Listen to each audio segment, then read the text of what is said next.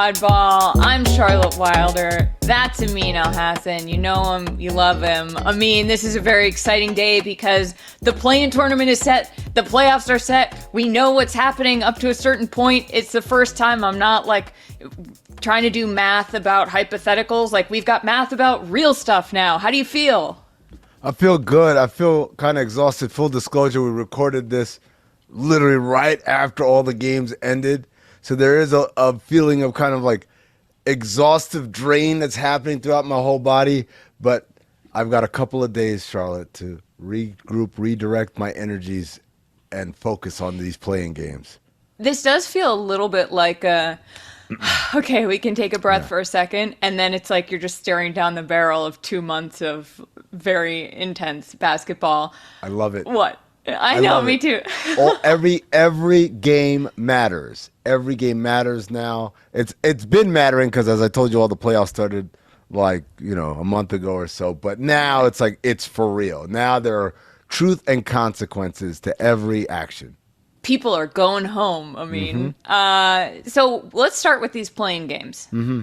So I like to think of the playing games kind of like college football bowl games, right? And you got the big bowl games, which was going to be Mavs versus Clippers. That'll be like a Sugar Bowl, right? That's a big game, or a Cotton Bowl, something like that.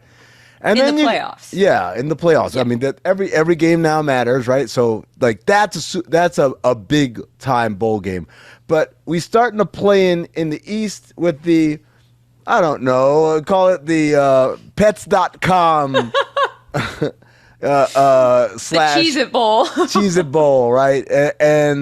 Or as I like to call it, this one might not matter bowl, also known as the Sacrificial Lamb Bowl. Yes, it is Hawks versus Bulls. Bulls have the home court advantage. They split the season series. Here's the interesting thing, Charlotte. The Hawks won the 2 games that Trae Young did not play in. Wait, what? Really? Yes, they lost the games that Trae Young played in. They won the 2 that he did play in. Having said that, the Hawks ended the season on a 6-game losing streak, and they got annihilated by 8 billion points on the last day of the year. Not saying that it mattered, because as we've pointed out several times, this one doesn't matter. But hey, you kind of want to go in with feeling a little bit better about yourself. Meanwhile, the Bulls lost a nail-biter to the Knicks in overtime, 120-119. They kind of messed up the inbound there at the end. I've got the Bulls winning this, Charlotte, even though the Atlanta Hawks, I just learned this today, the all-time leaders in play-in tournament wins in NBA history. Really? Yes.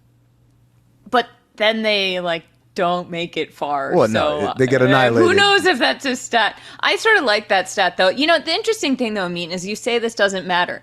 It could matter, though. No, it couldn't. One of these teams.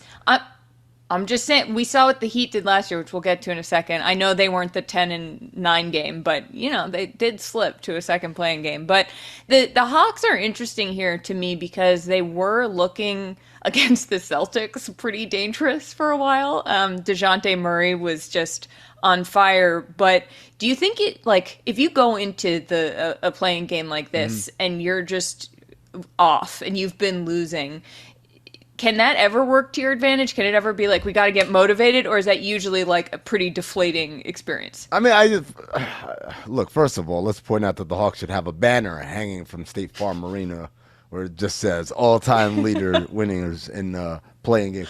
But I just don't think anyone wants to enter any sort of do-or-die situation. And make no mistake, this is a do-or-die situation. If they lose, they're out. There is no second playing game for the 9-10 guy. That guy just loses and goes home.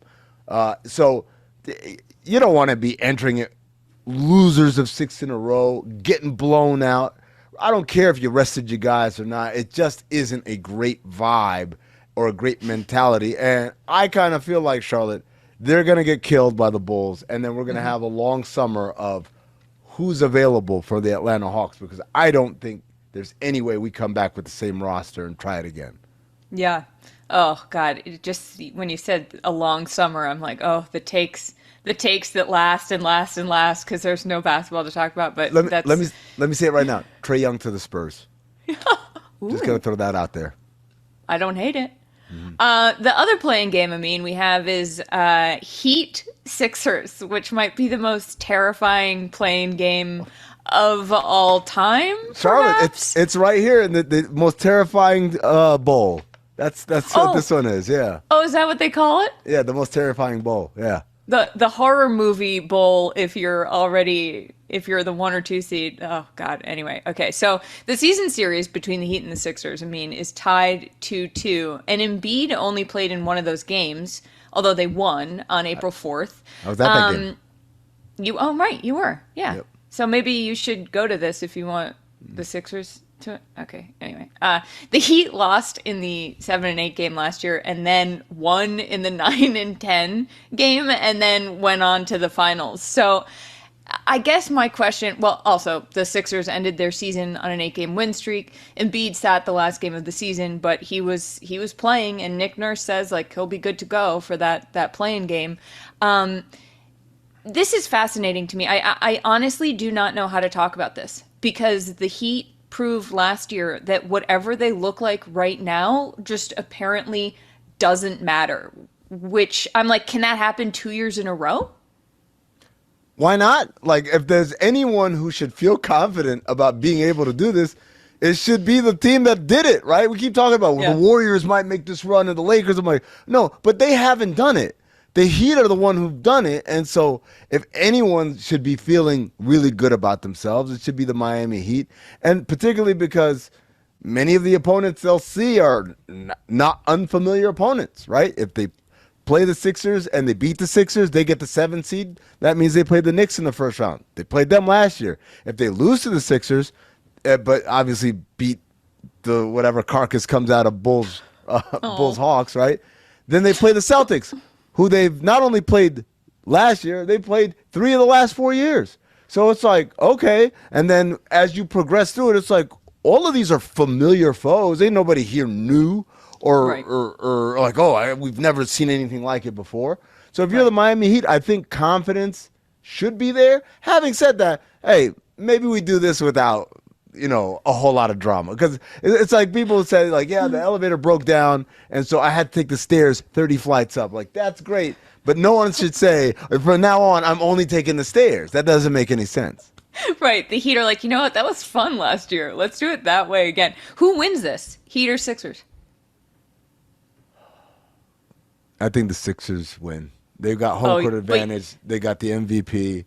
They've got and he's rolling and they're rolling and Miami struggles to score. They're both great defenses, but when it comes down to that game I was at on April 4th, when it came down to we need buckets, the Sixers had 2 guys who were able to deliver, and the Heat really faltered. And so I think the Heat are the 8th seed again. I'm laughing because as you said that. That might have been a car horn outside. I'm at home. As you said that, I mean, you said the Sixers. I saw the Heat are inevitable. But it's the Heat, so it's hard to pick against them. We're gonna play a game now called "It's Way Too Early." Or just way too early because it's way too early to talk about any of the eventual playoff matchups, given that we don't even know who the 1 and 2 seed are going to be playing. No such thing as way too early. No such thing.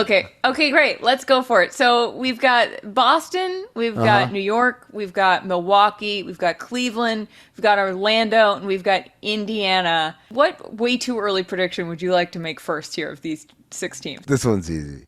Oh, no. Milwaukee is set up for an amazing, magical run. They're about to do the Dumb and Dumber.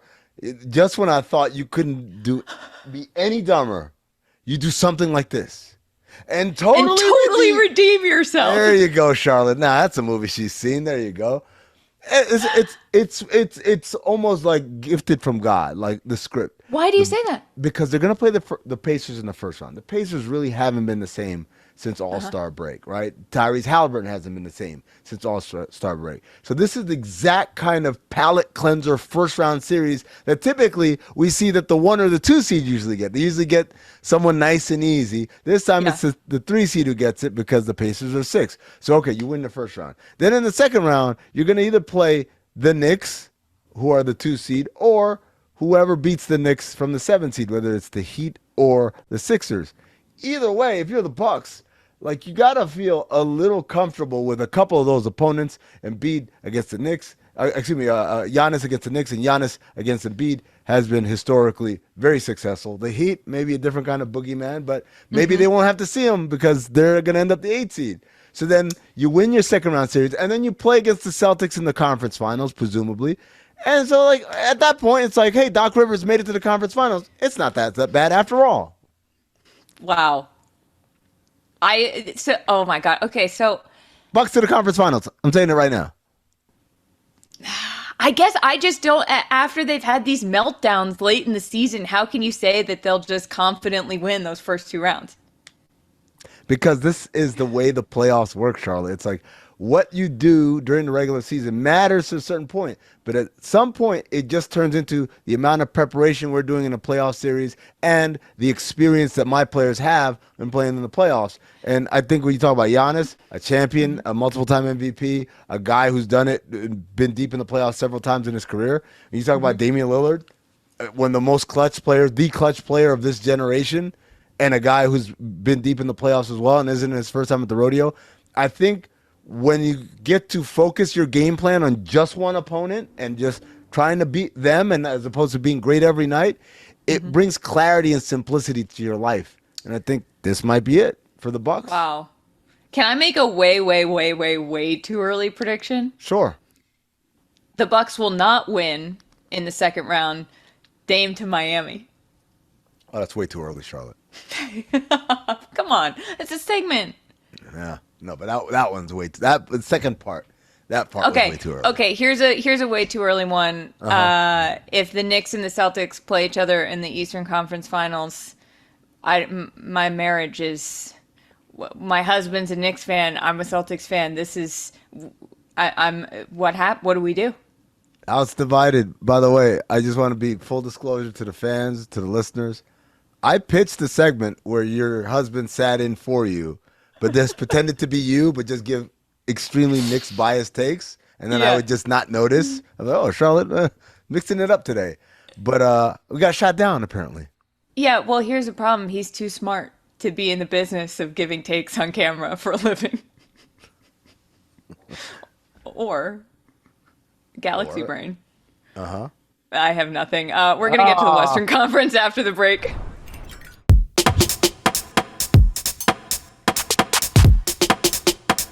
Welcome back to Oddball. Did you miss us?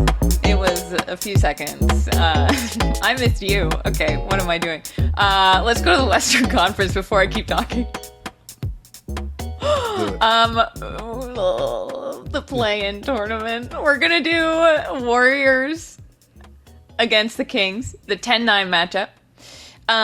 This series is tied 2-2, and they last played in January, which is interesting because that means, we do not have a very large sample size of the recent iterations of what these teams have become.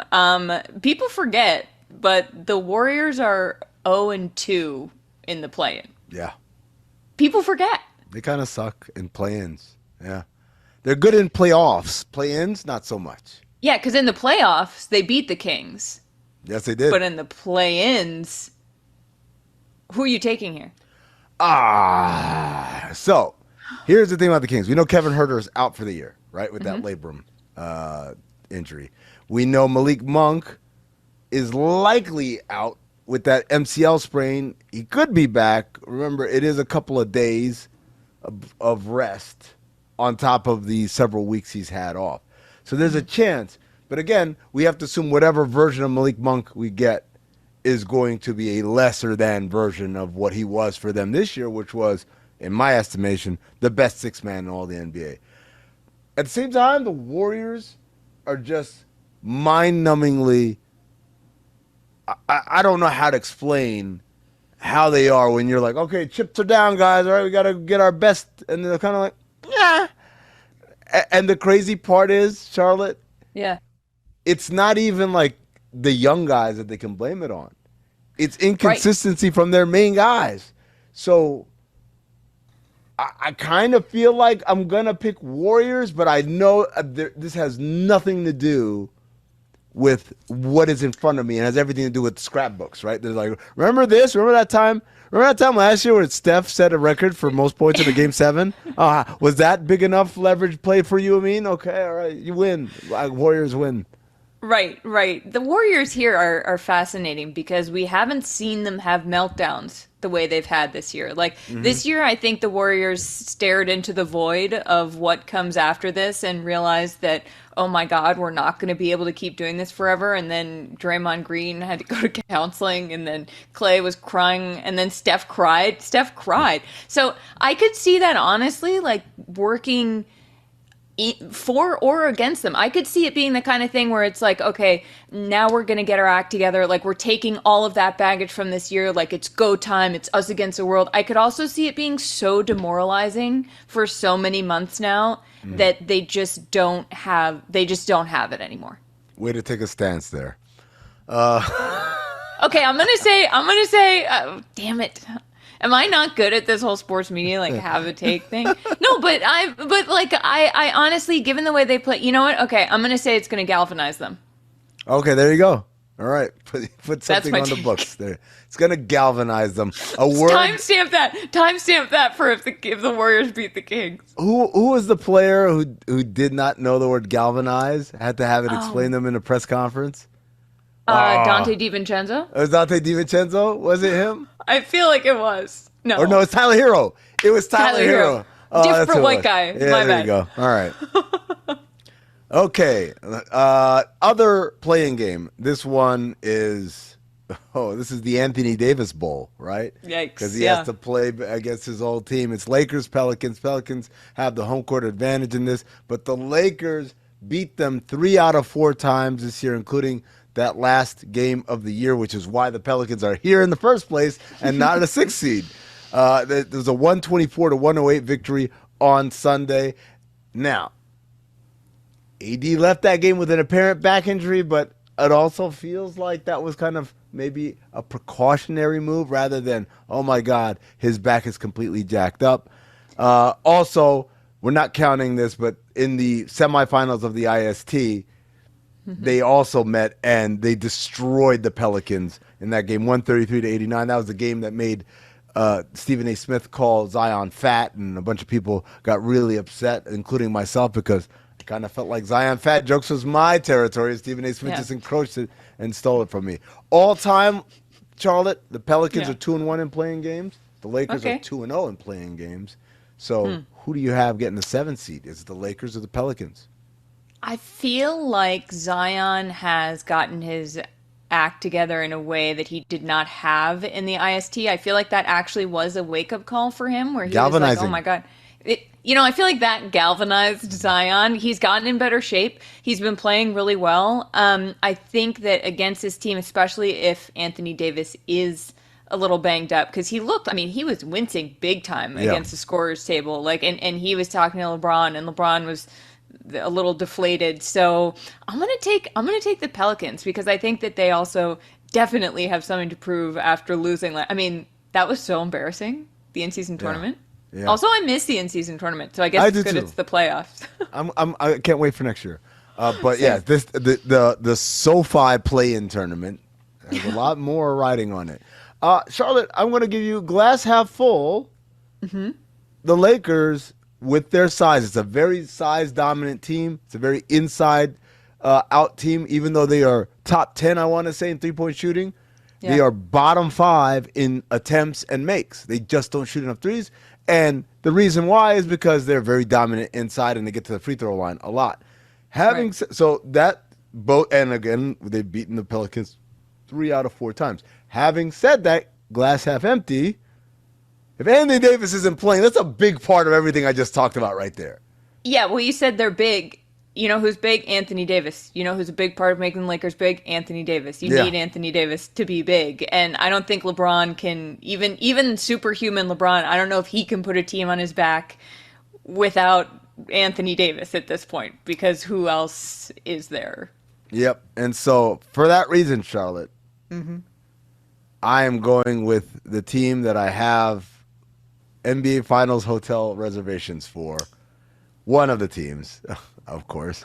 I mean, it's like the only team that I Not the have only booked. team. Not the only team. Many teams. Booked many hotel reservations. But I'm going with New Orleans as the 7th seed, Okay. and I'm going with the Lakers, the 8th seed, and then they play the Warriors in the other playing game. And here it is, Charlotte. It's time again for way too early.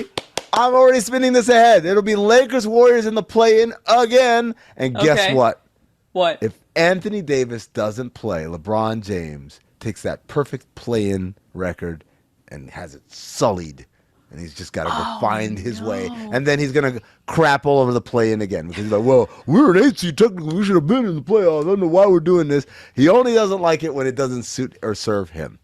Yeah, which also I get. Like, I probably wouldn't like it if it didn't suit or serve me. But as a fan of the NBA, I love it. I'm obsessed with the play. The play-in has the IST, has that college March Madness. It's like this game. It's this game or no games, except for the loser of the 7-8. But you like go, one still, more game. Yeah. there's still like a lot riding on it in a way that you just don't get in the playoffs. In the playoffs, it's like a war of attrition. In this, it's like who's got the better battle plan.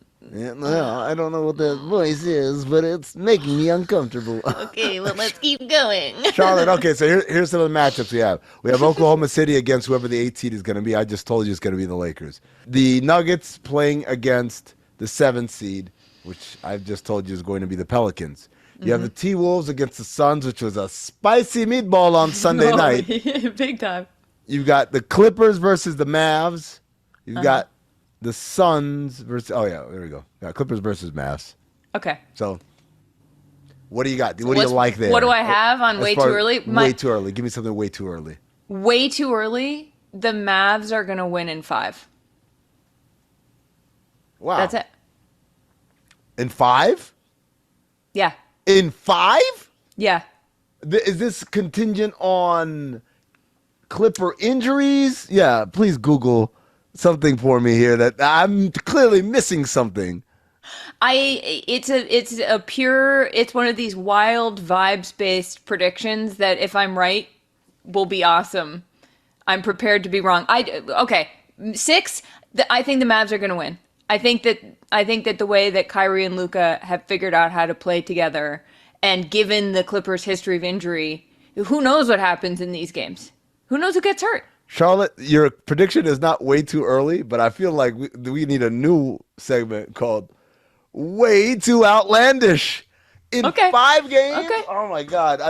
I have them going in 7. I'm not mad at the Mavs winning. I think that's a very lot. Again, the Mavs are on my list.